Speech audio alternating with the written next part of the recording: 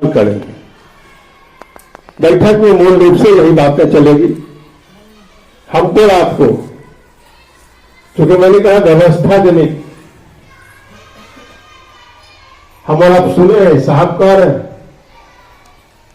शिव शिष्यों की एक भीड़ खड़ी हुई है, समझा रहे साहब आओ चले शिव की ओर। किताब जो हम लोग पढ़े हैं तो पहाड़ी से जब नदियां समतल की ओर आती है तो ढेर सारी गंदगियां तो अपने साथ लेकर के चल देती है। साहब वो लिखे अब हमारी ये, तो हम आप देखिए साहब जो कह रहे हैं, हम और आपने यह माना है कि मैं शिव का शिष्य बनूंगा। एक बात जान लीजिए, शिव की शिष्यता है क्या हमारा और आपका? बहुत लोग बोलते हैं, बातचीत के क्रम में कहते हैं कि शिव की शिष्यता तो एक दर्द है, एक अनुभूति है।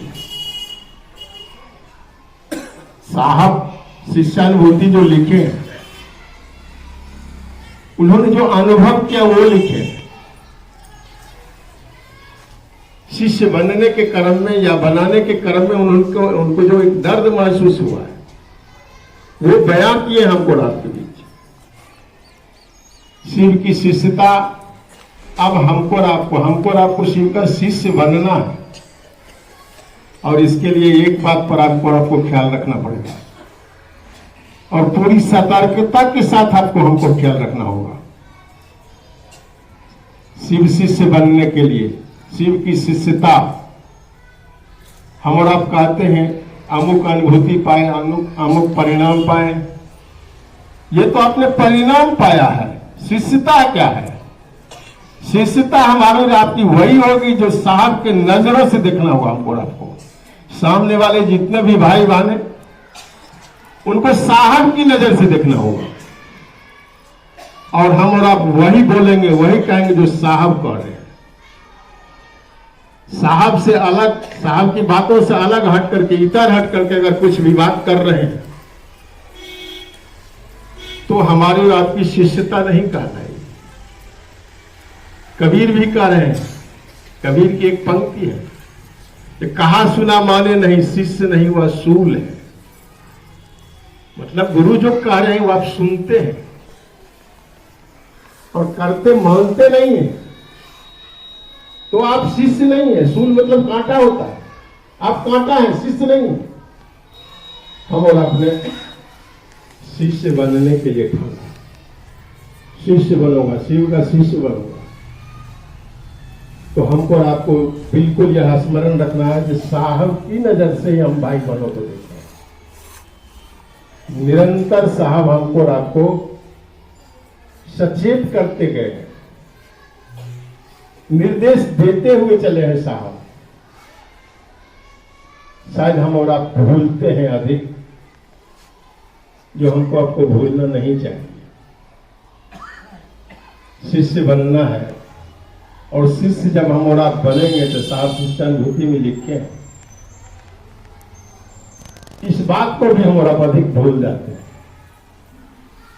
बोलने के लिए बोल तो देते हैं मंच से, लेकिन स्वयं में जब करने की बात आती है तो शायद हम और आप विस्मृत होते हैं। यहां पर थोड़ा हमको और आपको सतर्कता बरतनी होगी।